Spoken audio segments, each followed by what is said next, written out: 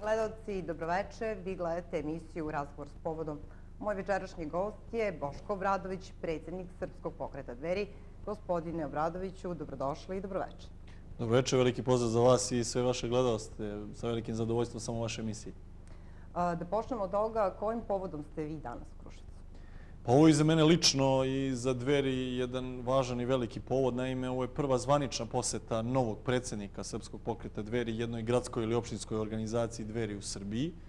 Sticajem okolnosti to je upravo Kruševac i mislim da je to pravi izbor. Kruševac je jedan veliki važan grad u Srbiji, stara prestonica srpskog naroda koja zapravo zaslužuje da na mapi interesovanja Srpskog pokreta Dveri bude jedan od najznačajnijih gradova. Ja sam danas ovdje u jednoj vrsti radne posete gradskoj organizaciji Dveri u Kruševcu. Imali smo niz značajnih aktivnosti, sastanaka, poseta, medijskih sadržaja i sveukupno, prosto to je jedna velika priprema za nastupajuće lokalne izbore. Ja kao predsjednik Srpskog pokreta Dveri krećem u jedan veliki obilazak Srbije da vidim kako stoje naše gradske i opštinske organizacije.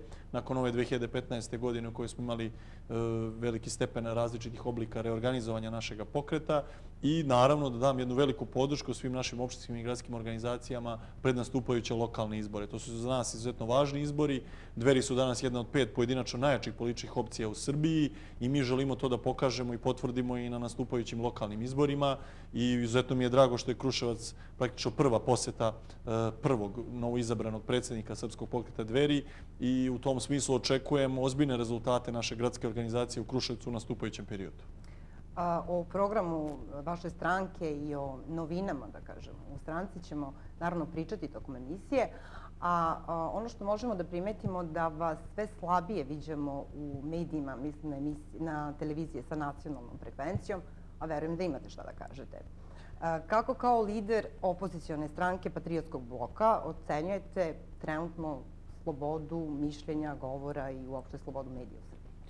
U najkraće mislim da nije bilo većeg medijskog mraka ni u Miloševićevo, ni u Tadićevo vreme, a i tada je medijska cenzura bila veoma izražena.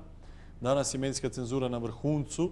Na svim velikim beogradskim medijima sa nacionalnom frekvencijom imate u udarnim večernjim terminima reality show-e.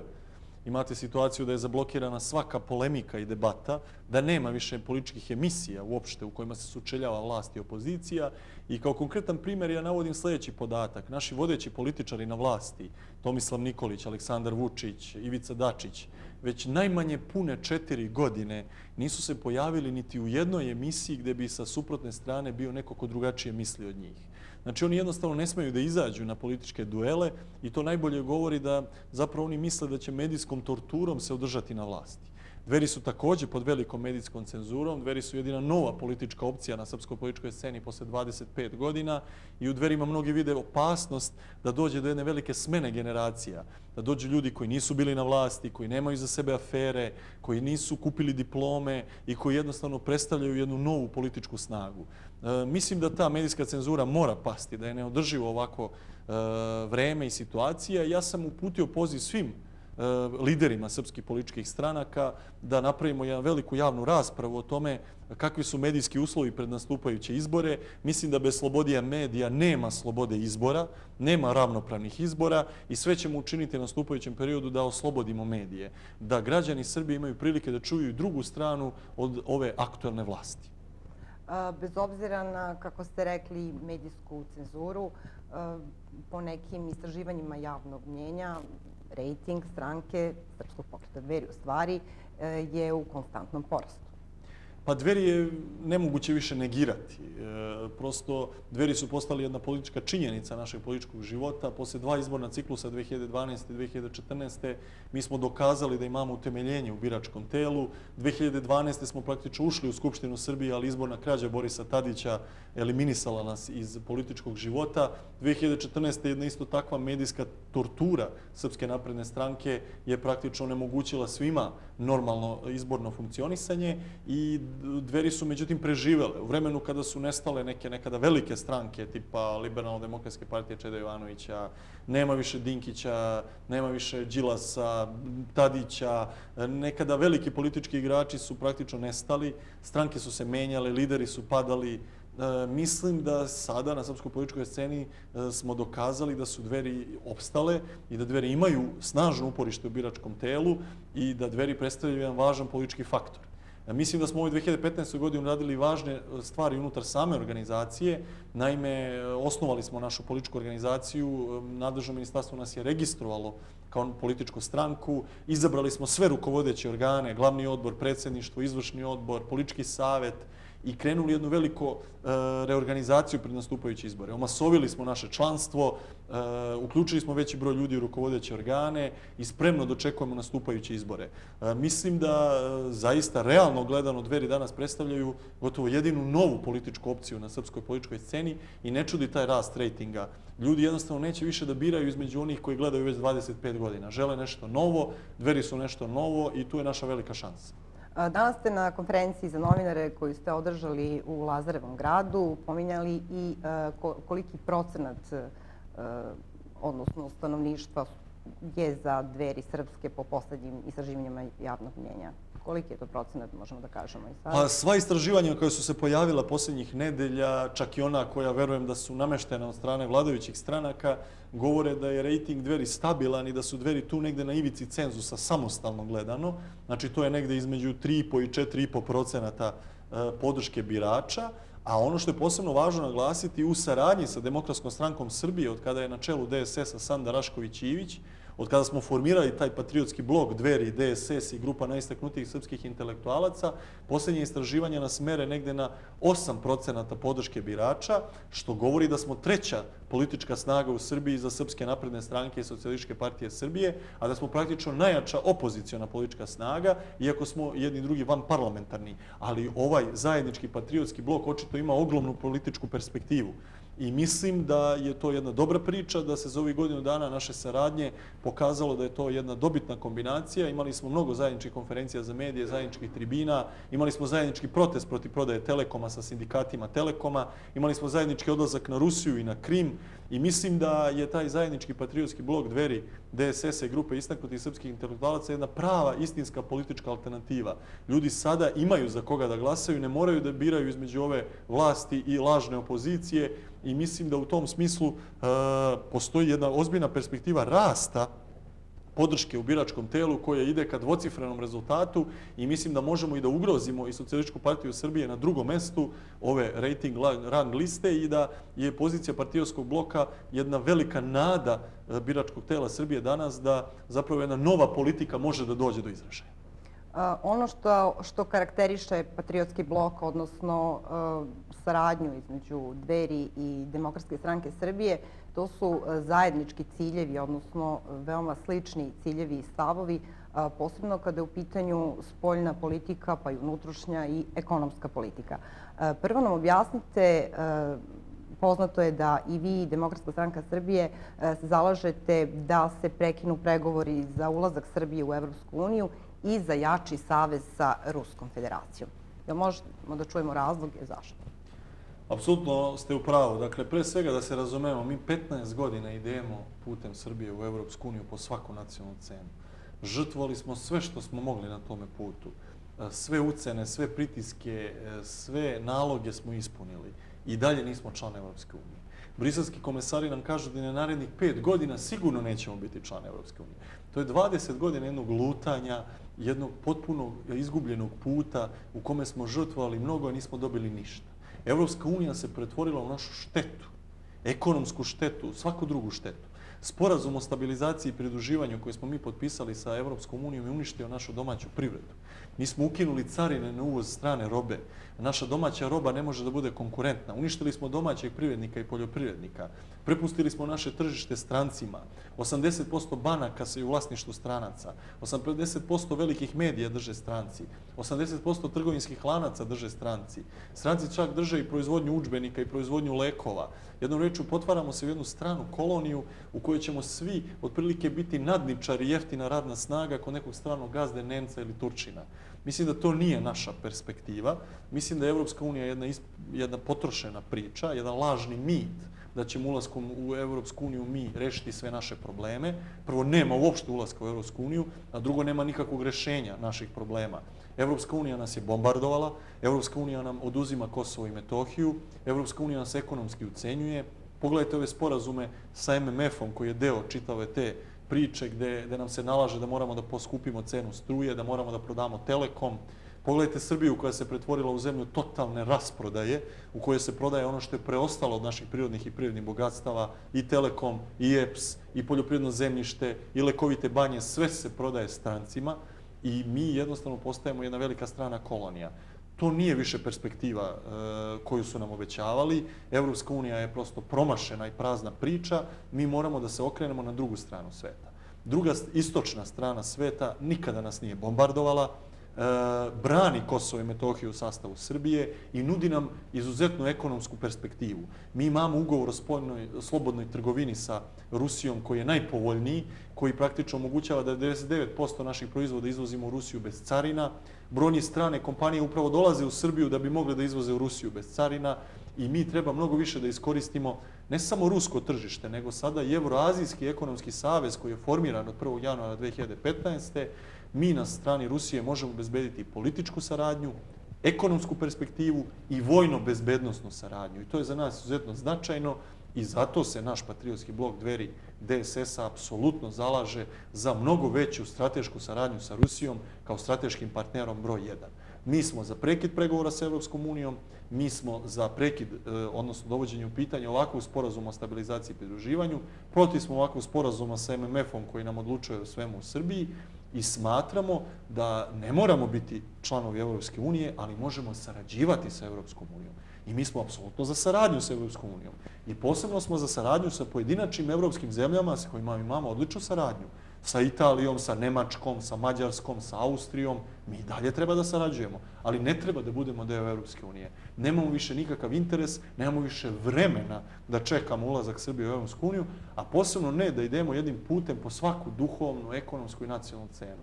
Da iznova imate pritiske i da se evo danas pred nas postavlja pitanje da priznamo nezavisno Kosovo, da uvedemo sankcije Rusiji, da ukinemo sporazum o slobodnoj trgovini sa Rusijom. To nije u našem interesu. Mi nemamo jednostavno razloga da više budemo na putu Srbije u Evropsku uniju. Pretpostavljam i da pratite istraživanja kada je u pitanju istraživanje javnog mnjenja koliki je danas procenat stanovništva koji je za ulazak Srbije u Evropsku uniju. Da li se to nešto promenilo u odnosu na prethodne godine kada je procenat bio izuzetno velik? Kako da ne? Procenat onih koji su danas za Evropsku uniju je izuzetno opao. Danas nema više od 40 i nešto procenata onih koji su za ulazak Srbije u Evropsku uniju, ali istovremeno ima 40 i nešto procenata onih koji su protiv ulaska Srbije u Evropsku uniju. Kada se dodatno postavi pitanje da li biste pristali da uđete u Evropsku uniju ako bi Evropska unija tražila priznanje nezavisnog Kosova i da se mi odreknemo Kosova, onda je taj procenat protiv ulaska Srbije u Evropsku uniju skače i na 60%. Dakle, u tom smislu građani Srbije tu nemaju dilemu. Oni više nisu oduševljeni Evropskom unijom. Evropska unija je i sama u ekonomskim problemima. Evropska unija se raspada na naše oči. Evropska unija za nekoliko godina možda i neće ni postojati. Tako da je besmisleno. Mi smo bili poslednji komunisti kad je komunizam propadao. Bili smo poslednji Jugosloveni kad se Jugoslavija raspadala. Sada valjda treba da budemo poslednji Evrounijati kada se Evropska unija raspada i u ogromnim je problemima. Jednostavno to nije realno. Mislim da u tom smislu mi moramo da se okrenemo nekim novim geopolitičkim alternativama. Ne važi više ona deviza Evropska unija nema alternativu. Ima alternativu. NATO ima alternativu. Evo tu je Rusija, tu je Evroazijska ekonomska unija, tu je Carinska unija oko Rusije, tu je ODKB kao organizacija za dogovornu kolektivnu bezbednost koja je pandan NATO-u, tu su zemlje BRICS-a, Brazil, Rusija, Indija, Kina, Južnoafrička republika, koje sada imaju i svoju BRICS banku koja je pandan Svetskoj banci. Dakle, svet se promenio. Nema više jedan veliki svetski policajac, Sjedinjene Američke Države koji odlučuju o svemu. Promenio se svet. Tu su sada moćne države Kina, Brazil, Rusija. Bez tih država više svet se ne može zamisliti. To su države koje odlučuju na svetskom nivou, to su države sa moćnim vojnom silom, ekonomskom silom, političkom silom, sa ogromnim brojem stanovnika, sa ogromnim geografskim prostiranjem, sa ogromnim prirodnim bogatstvima. To su države koje će se mnogo pitati u budućnosti, to su naši saveznici, države koje nas podržavaju i u tom smislu mislim da mi treba se okrenemo tim državama. Opet kažem, zadržavajući dobru saradnju sa onim evropskim državama koje sa nama žele poštenu i ravnopravnu saradnju. A ima ih i sa njima treba nastaviti saradnju, kao što ima evropske države koje nisu priznale nezavisno Kosovo, kao što su Španija, Portugalija, Rumunija, Grčka, s kojima također treba da nastavimo odlične oblike saradnje. Pre nešto manje od 2 godine upozoravali ste na bankrot Srbije. Kako je vaše mišljenje danas nakon što su sprovedene ekonomske reforme? Pa vidite, ja sam veliki kritičar tih lažnih reformi. Kakva je to ekonomska nauka smanjiti plate i penzije? Pre svega, Srpska napredna stranka, da se razumemo, prekršila sva svoja predizborna obećanja. Obećavali su da će smanjiti cenu struje, što je govorila Zorana Mihajlović, cena struje je povećana. Obećavali su da će doći nova radna mesta, velike investicije, ništa od toga. Obećavali su da će sačuvati Telekom, evo danas prodaju Telekom, iako su svoje vreme kada je vlada Mirka Cvetkovića prodavala Telekom bili protiv toga. Čak su podneli krivičnu prijavu protiv prodaje Telekoma, ocenjujući prodaju Telekoma kao ekonomski zločin, sa čim se mi slažemo, ali evo danas oni prodaju Telekom. Da ne govorimo o lažnoj borbi protiv kriminala i korupcije, evo za 4 godine njihove vlasti nije završen jedan sudski postupak. Danas u zatvorima Srbije na osnovu pravosnažne presude nemate ni jednog kriminalca, političara ili tajkuna koji je opljačkao Srbiju u posljednjih 25 godina. Dakle, sve je bila laž. Sve je bila jedna velika medijska predstava i predizborno lažno obećanje Srpske napredne stranke. Po tom smislu se može oceniti ideja smanjenja plata i penzija, posebno smanjenja penzija za koje je Aleksandar Vučić rekao da nikada neće biti smanjene, pa ih je smanjio. I tu je prekršio predizborno obećanje. Da li se time šta dobilo? Apsolutno se ništa nije dobilo. Samo je smanjena kupovna moć stanovništva, samo je opet dovedena u pitanje domaća proizvodnja. Sprečen bankrot? Ja sam sprečen bankrot, da, ali uništen život u Srbiji. Dakle, šta znači sprečavanje bankrota koju su ostalom napravili zaduživanjem kod inostranih kreditora, potpunom privatizacijom i rasprodajom svega što su naša prirodna i prirodna bogatstva, jednim ponašanjem koje nas dovodi u neku vrstu kolonijalne zavisnosti, a da zapravo za to vreme ukidanjem carina uništeno sve što je domaća proizvodnja. Znači, ovdje je ključno ekonomsko pitanje šta je prioritet ove države. Da li strani investitor koji će dobiti besplatno građevinsko zemljište, besplatan priključak struju za vodu, gas, oslobođenje od poreza, 10.000 evra naših para iz budžeta za svako novotvoreno radno mesto, jer je prioritet domaći privrednik. Ja postavljam pitanje javno, šta je domaći privrednik dobio od ove države? Je on dobio isto ovo što je dobio strani investitor? Kada je to domaći privrednik dobio besplatno građevinsko zemljište? Pa čekajte, i vi ja bismo mogli da budemo investitori u Beogradu na vodi kad bi nam neko dao sve ono što je država dala arapskom investitoru.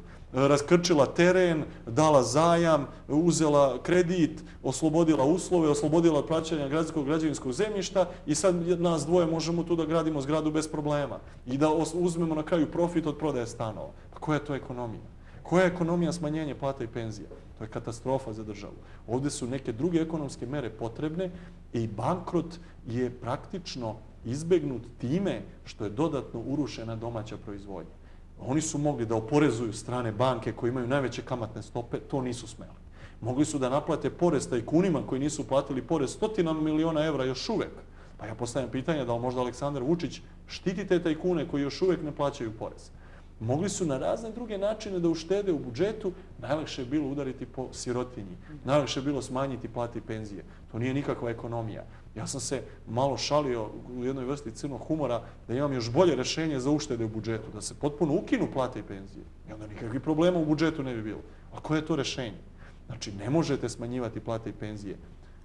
Oporezujte strane banke, naplatite porez tajkunima, stranim kompanijama koji sisavaju profit iz ove države, zaštitite malo domaću proizvodnju, ojačajte domaću proizvodnju, pa će ona onda od poreza i doprinosa da puni budžet, pa ćete da vidite kako ćete imati jači budžet. Ne možete vi neprestano uništavati domaću proizvodnju, ne možete neprestano favorizovati strance, da naši ministri više izgledaju kao lobisti stranih kompanija nego oni koji rade za domaći ekonomski interes. I to je najveći problem na koji Dveri ukazuju. Ova vlast kao da radi za interese stranih kompanija. umjesto da radi za interese domaćih privrednika i poljoprivrednika. I tu Dveri se zalažu jedan kopernikanski obrt u shvatanju ekonomije. Mi smo za ekonomski patriotizam, mi smo za vladavinu domaćeg ekonomskog interesa, mi smo za ulaganje u domaću proizvodnju, mi smo za jednu domaću državnu razvojnu investicionu banku koja bi po povoljnim kamatnim stopama ulagala isključivo u domaću privredu i poljoprivredu. Mi smo da se zaštiti naša roba uvođenjem carina i drugih oblika vancarinske zaštite i da tako pomognemo domaćem proizvođaču. To je jedina ekonomska perspektiva za Srbiju. Znači, dotakli smo se teme urušene ekonomije Srbije. Sad ste iznali neke od ideja kako ozdraviti, odnosno kako staviti na zdrave noge srpsku privredu i poljoprivredu.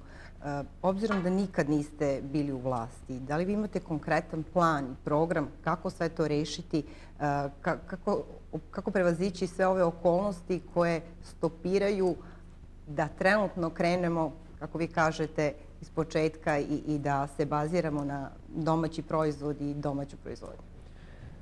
To je biti ili ne biti za Srbiju. To je najvažnije pitanje danas.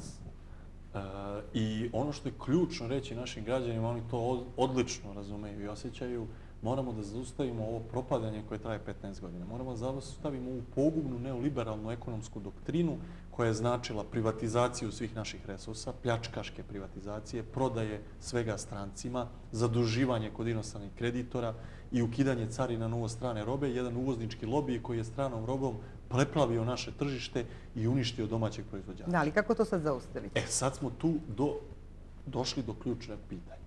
Dakle, navešću vam još jedan primjer uništavanja, a onda ću vam na tom primjeru pokazati kako raditi suprotno od toga. Da, i samo ćete kroz odgovor da objasnite kako rešiti ovolika dugovanja koja ste pomenuli kod stranih banaka, kod MMF.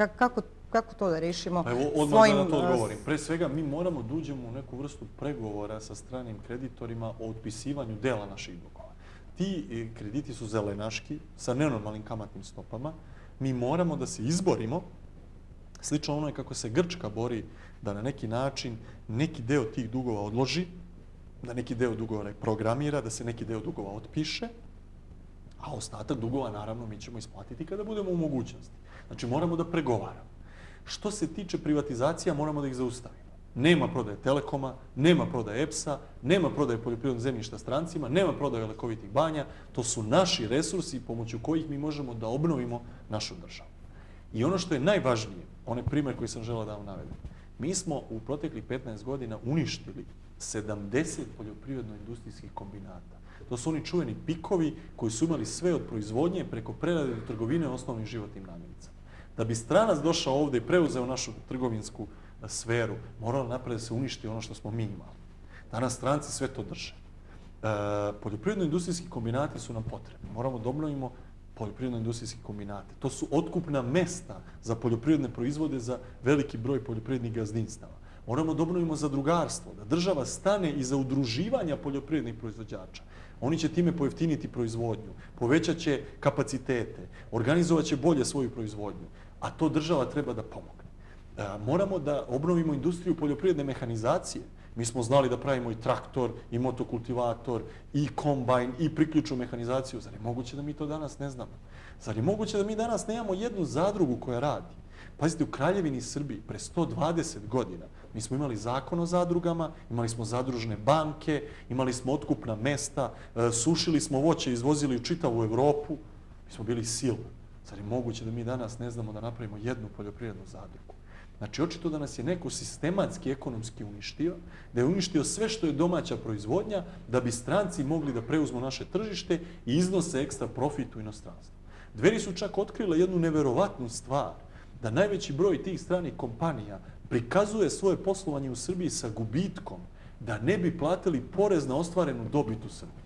Dakle, neke stvari moraju se promene. Narodna banka Srbije očito nije u funkciji naroda i Srbije, nego u funkciji stranih banaka. Strane banke moraju da se malo oporezuju, domaće banke moraju da se podrže, mora da daju povoljnije kamatne stope za domaće privrednike i poljoprivrednike i posebno moramo se okrenemo selu i poljoprivredi. Evo oni daju 10.000 evra svakom strancu kada ovdje otvori novo radno mesto.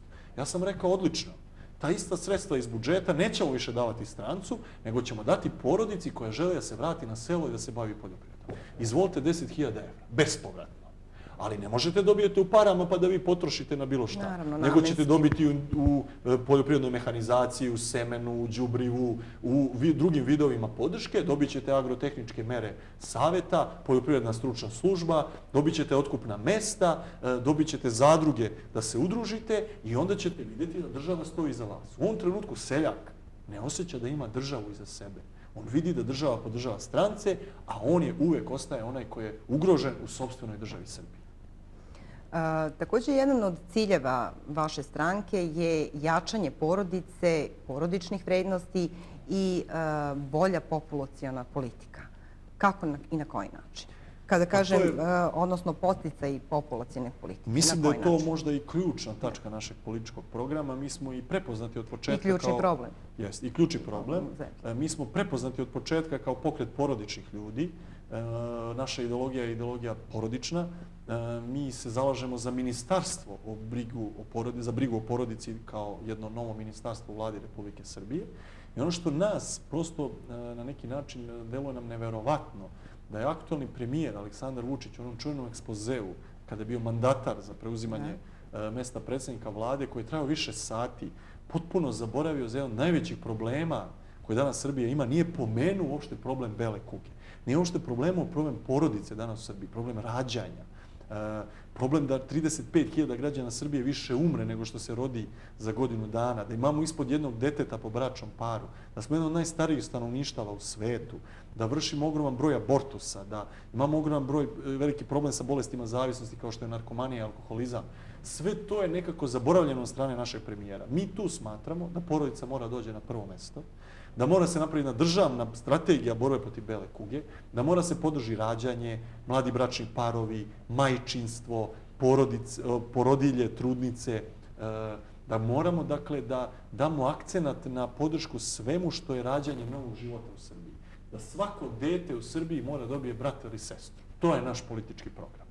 I u tom smislu mi posebno insistiramo i na socijalnoj politici koja je neka vrsta podrške onim socijalno najugroženijim porodicama. Mi smo istakli dve vrste porodica. Jedno su samohrane porodice, to su porodice koje nemaju nijednog člana zaposlenog, to je nedopustivo. Mora se naći rješenje da makar jedan član takve porodice dobije posao. I to su prezadužene porodice, porodice koje više ne mogu da servisiraju svoje kredite, plaćaju komunalne usluge i kojima ova država, pazite, neverovatne socijalne neozbiljnosti i neodgovornosti, šalje privatne izvršitelje koji im oduzimaju kuće i stanove i izbacuju decu i porodice na ulicu. To je nedopustivo. Jedna ozbiljna socijalna moderna država za koju se Dveri zalažu bi i uvela zakon o zaštiti prezaduženih porodica koji smo mi predložili, koji otpisuje deo dugova takvim porodicama, a ostatak dugova reprogramira za trenutak kada bi oni bili platežno sposobni da vraćaju svoje dugove. Niko ne sme da im oduzme porodični dom, znači kuću u kojoj živite sa porodicom, niko ne sme da vam oduzme, bez obzira na vaš stepen zaduženja, vi morate da imate uslove za humani život u 21. veku. Niko ne sme da vam isključi struju, da se razumemo. To je ozbiljna socijalno odgovorna država. I odmah da se razumemo, tu razlikujemo one bahate koji neće da plaćaju, a mogu da plaćaju. Ja pričam o onima koji ne mogu da plate, koji su ostali bez posla u pljačkaškim privatizacijama. Njih država mora da pomogne i da ih zaštiti, da ne ostanu na ulici i da jednostavno dočekaju trenutak kada će moći da vraćaju svoje dugove i da dobiju novi posao. Tako da mislim da je to jedna objedinjena socijalna politika, da tu porodica dolazi na prvo mesto i da ne gledamo više samo reality show-e, da na našim televizijama vidimo malo i kulturno-obrazovnih programa, i porodičnih programa, istorijskih programa. Znači, porodica može da se utka u svaki deo ovoga društva, da se ne dozvoljava više da trudnica dobije otkaz kada ostane u drugom stanju. Znači, to Zakon o radu ne sme da dozvoli. Znači, mora da se zabrani tako nešto. Znači, ova država mora da stane i za trudnice, i za porodilje, i za majke više dece i da primjera radi majke koje imaju više od četvoro dece, automatski dobijaju porodičnu penziju i obezbeđene su do kraja života. To je ozbiljna država za koju se Dveri zalažu. To je porodična država. Samo mi objasnite kako ste zamislili taj konkretno podsticaj populacione politike, odnosno podsticaj, čime biste podstakli mlade parove za rađenje više dece ili kako ste zamislili da porodica u kojoj dva člana ne rade ili jedan radi, kako ste zamislili? Da li postoje neke posebne mere, neka dodatna davanja ili... Mi smo u svim gradovima i opštinama Srbije inicirali takozvanu porodičnu deklaraciju.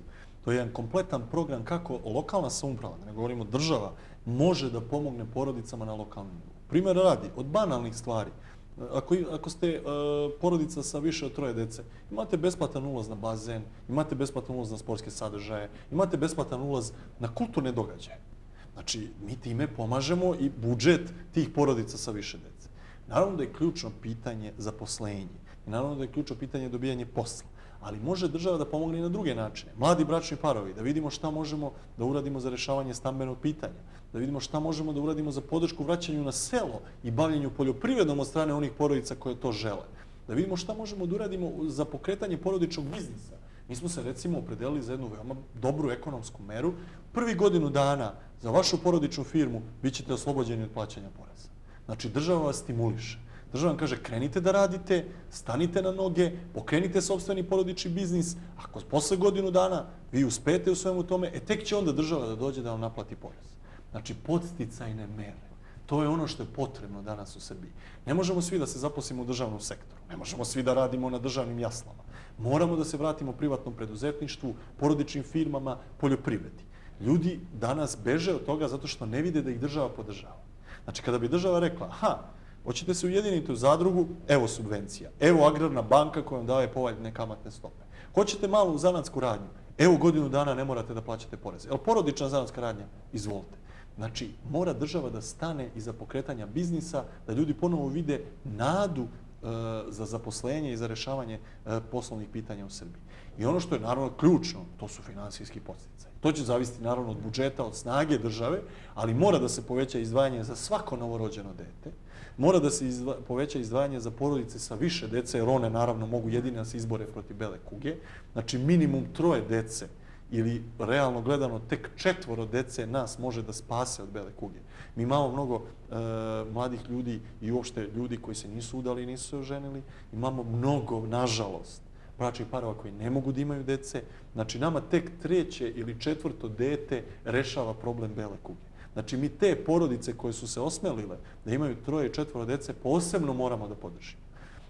I rekao sam već, jedna od takvih mera je nacionalna penzija za majku 4 dece.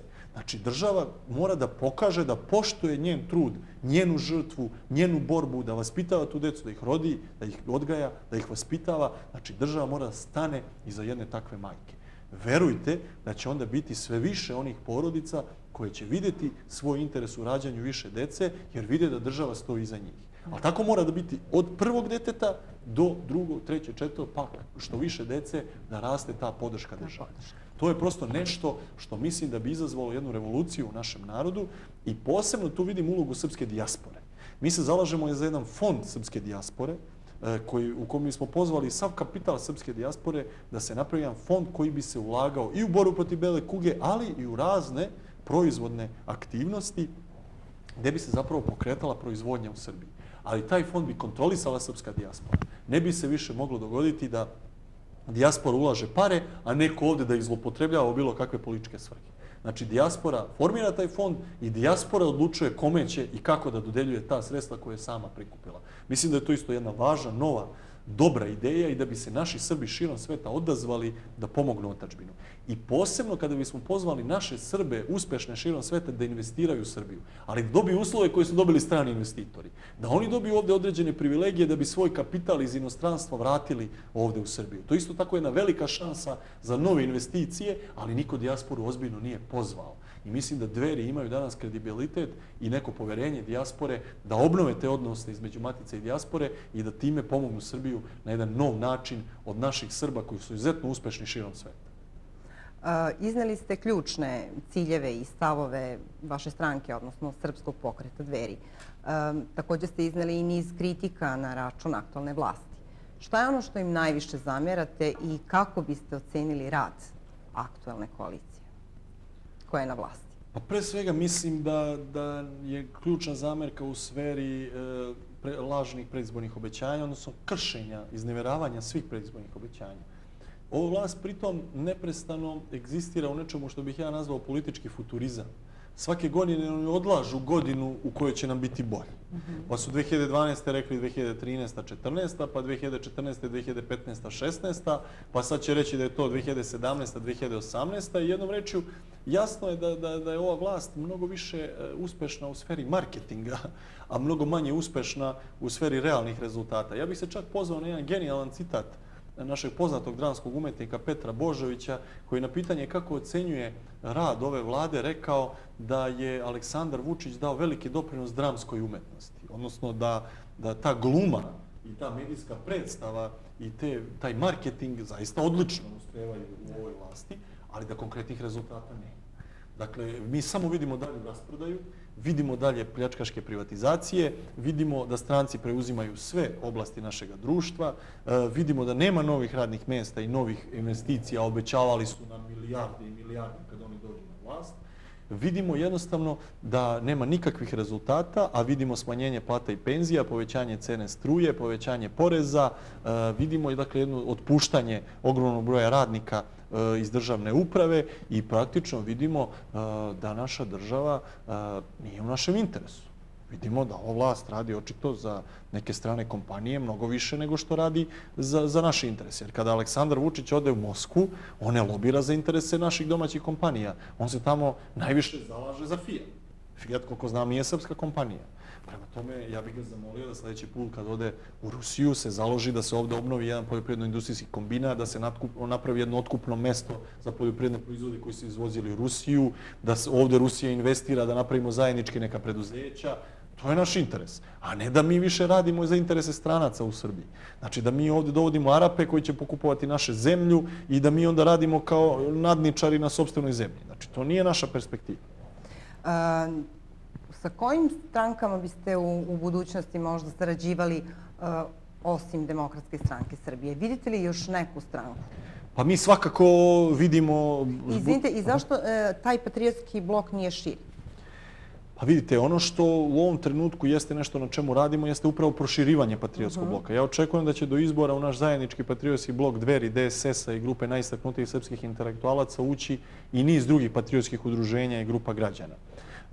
Također vidim potencijalnu saradnju sa Srpskom radikalnom strankom i Vojislavom Šešeljem, jer mislim da imamo veoma slične stavove po brojnim pitanjima, ali nije nikakva, da tako kažem, šteta, odnosno problem ako na izbori izađemo i u dve kolone. Šešelj je više navrata rekao da on ne pravi predizborne koalicije, mi to poštujemo, a također je u nekim intervjuima rekao da on vidi mogućnost saradnje sa Dverima kada Dveri uđu u Skupštinu Srbije. Znači, taj blok se može dodatno proširiti nakon ovih izbora kada će se u Skupštinu Srbije vratiti patriotske političke snage.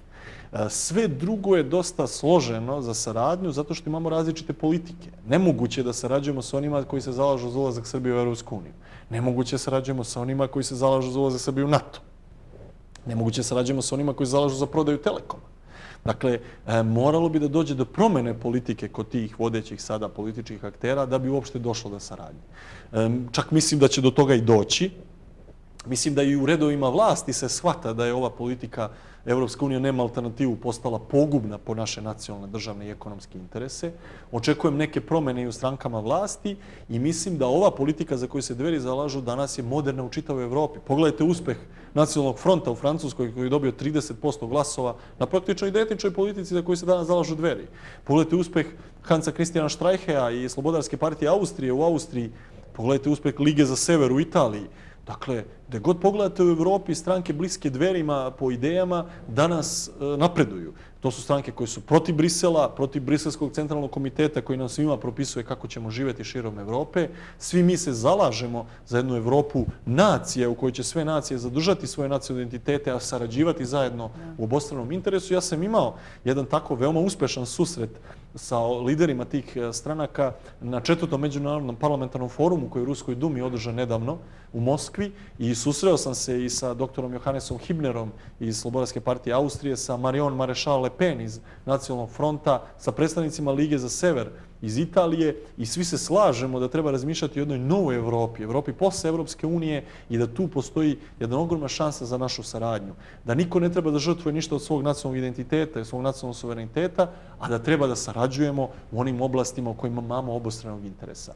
I zato mislim da je politika Dveri moderna danas na nivou čitave Evrope i da smo mi danas na tragu neke buduće politike. Očekujem da će i u vladajućim strankama doći do velikih turbulencija i promjena, da je ova politika na ovaj način shvaćena jednostavno neodrživa, da nam sleduju nove ucene iz Brisela na putu Srbije u Evropsku uniju i da će se menjati ta politika i da mi nakon sljedećih izbora možemo postepeno da idemo ka formiranju jedne patriotske vlade Srbije. Dakle, pored DSS-a, Dveri, Srpske radikalne stranke, vidim i one opcije koje će jednostavno morati da menjaju politiku. Evropska unija nema alternativu. To je politika prošlosti, ova naša politika, politika patriotskog bloka, politika ekonomskog patriotizma, politika čvršće saradnje sa Rusijom, to je politika budućnosti. Kada pomenuli ste stranke demokratskog bloka, da kažem, ove koje se zalažu za ulazak Srbije u Evropsku uniju, ono što možemo da primetimo da i ta opozicija u Srbiji sve češće govori o nekim perifernim stvarima, o aferama, a ne o ključnim problemima društva. Kako ocenjujete opoziciju i ima li sem patriotskog bloka prave opozicije u Srbiji? Ja tvrdim da nema. Ja tvrdim da u Skupštini Srbije nema opozicije. Ja ne vidim niti jednu jedinu razliku, recimo, između Srpske napredne stranke i Demokratske stranke. Oni imaju potpuno identičnu politiku. Oni se samo bore ko će biti na vlasti, ali njihova politika je ista. Njihova politika je ulazak Srbije u Evropsku uniju po svaku cenu. Dakle, smenom Borisa Tadića ništa se u Srbiji nije promenilo. I Tomislav Nikolić i Aleksandar Vučić su nastavili potpuno identičnu Tadićevu politiku. Čak su u nekim segmentima otišli još dalje, sa briselskim sporazumima, sa izdajom Kosova i Metohije, sa kršenjem Ustava, sa predajem institucija države Srbije na Kosovo i Metohije i šiptarskom režimu u Prištini. Ova vlast je otišla još dalje, čak i od Tadićeve vlasti. Govorilo se u to vreme Tadić je izdajnik, ko što jeste, nema goreg od Tadića, ispostavilo se ima goreg od Tadića. Dakle, u tom smislu nije rešenje promeniti Vučića. To je ključna stvar. Znači, ja se zalažem da se smeni Vučić svakog dana. Ali promeniti Vučića da bi došao Pajtić nije nikakvo rešenje. Promeniti Vučića da bi se vratio Tadić ili došao Čeda Jovanović, to je katastrofa. Dakle, mora da se promeni i Vučić i Vučićeva politika. Tu je patriotski blok različit. Zato smo mi jedina istinska opozicija. Jer je naša politika različita od politike i sadašnje vlasti i sadašnje opozicije. Naša politika je protiv ulaska Srbije u Evropsku uniju, protiv ulaska Srbije u NATO, za čvršću saradnju sa Rusijom, za domaću proizvodnju. Znači, to je već jedna nova politika. Malo što ste rekli, oni se bore samo da dođu na vlast. Mislite na poziciju i opoziciju. Da li misle da se bore da dođu na vlast ili da uđu u vlast, odnosno da naprave koaliciju sa aktualnom vlastom? I jedno i drugo, verujte. Oni tu nemaju problem sa moralom, nemaju problem sa predizbornim obećanjima, njima je apsolutno svejedno. Njima je osnovni i glavni cilj da se dokopaju vlasti, stranačkih i ličnih privilegija, pod bilo kojim programom i na bilo koji način. I to smo videli. Posebno na primjeru Srpske napredne stranke, koja je pre izbora se branila Kosovo, rekla će poništiti sve dogovore koje je postigao Borko Stefanović u Briselu. Posle izbora uradili su sve suprotno i još gore od Borka Stefanovića. Dakle, prosto se njima više ne može verovati. To su ljudi koji su 25 godina na političkoj sceni, navikli su na privilegije, na vlast, na moć, ljudi koji su se obogatili od bavljenja politikom i koji jednostavno moraju da se smene. Mora dođe do smene političkih generacija. Znači jedna kompletna smena političkih generacija je bila idealna. Reforma. Ja kažem to ovako. Dakle, nema više šta da se bira između Tomislava Nikolića i Borisa Tadića. Između Vučića i Pajtića. Između Čede Jovanovića i Ivice Dačića. Između Velje Ilića i Nenada Čanka. Prosto ne vidim šta tu mi više možemo da biramo kad 25 godina to su isti ljudi. Znači, zaista mislim da je došlo vreme za jednu novu generaciju i mislim da bi to bilo blagotvorno za srpsku političku scenu da se pojave prosto neki novi ljudi. Da ne moramo više biti taoci ovih ljudi koje gledamo 25 godina. Neki od njih su tu i 70 godina još iz Komunističke partije Jugoslavije. Prosto ljudi, gde je kraj? Kad ćete vi malo se odmorite, da odete u penziju, da se povučete, da neki... Pa mi nismo više mladi. Ja kažem uvek mladi novi ljudi. Pa nismo mi više mladi. Imamo 40 godina u proseku u vođstvu Dveri. Mi, dakle, smo ljudi ostvareni porodično, profesionalno, mi smo u punoj snazi. Pa kada to treba da dođemo do izražaja od ljudi koji su 50 godina na srpskoj političkoj sceni? Pa znači, vreme je zaista za ozbiljne promjene i Dveri su nosioci tih političkih promjena u Srbiji. Ostalo mi je još malo vremena. Ja možete kratko da odgovorite koji scenario po vašem mišljenju čeka Srbiju ukoliko nastavi ovim putem, to jest putem evropskih vrednosti? Pa nas čeka pre svega jedan veliki referendum. Hoćemo li dalje u Evropsku uniju po svaku nacionalnu cenu, gde nema kraja pritiscima, ucenama i iznudama, ili ćemo da kažemo neka hvala, mi više nismo zainteresovani za put u Evropsku uniju, hoćemo odličnu saradnju sa Evropskom unijom, hoćemo saradnju sa svim evropskim zemljama, ali naši strateški partneri su Rusija i neke nove sile koje danas vladaju svetom. To je ključno pitanje svih pitanja. Pod broj 2 je pitanje da se mi okrenemo domaćem ekonomskom interesu, domaćoj privredi i poljoprivredi, i pod 3 je porodica na prvom mjestu. Znači da porodica ovdje postane glavna sila ovoga društva. To su pitanja s kojima se suočavamo i posebno bih istakao jednu stvar koju nismo pomenuli. Dveri su predložile i povratak redovnog služenja vojnog roka, obaveznog služenja vojnog roka, i mogu da vam kažem da je ta naša ideja naišla na ogromno interesovanje i podršku, da je više od 70% građana Srbije za redovno služenje vojnog roka. Od najstarijih generacija do srednjoškolaca svi su za, i u ovom turbulentnom vremenu mi moramo da ojačamo našu vojsku, moramo da ojačamo našu borbenu gotovost, naši muškarci ne smeju da budu mlitavci i mlakonje, moraju da prođu jednu najvažniju školu života, a to je nesumnjivo odsluženje vojnog roka. Dovoljno je 3 meseca obuke, eventualno još 3 meseca da se stavimo na raspolaganju lokalnoj samoupravi i državi, da pomognemo u vanrednim situacijama, u pravljenju puteva, u svakoj vrsti pomoći stanovništvu, i mislim da bi to vratilo ugled naše vojske, da bi ojačalo borbenu gotovost, da bi mladiće disciplinovalo i stavilo u funkciju nekih pravih stvari, i to je još jedan dokaz da su ideje Dveri danas zapravo u narodu najprihvaćenije. Međutim, kod političara vladaju neke ideje stranih ambasada, šta kaže Brisel, Washington ili Berlin, ali mislim da je došlo vreme da se čuje šta kaže narod.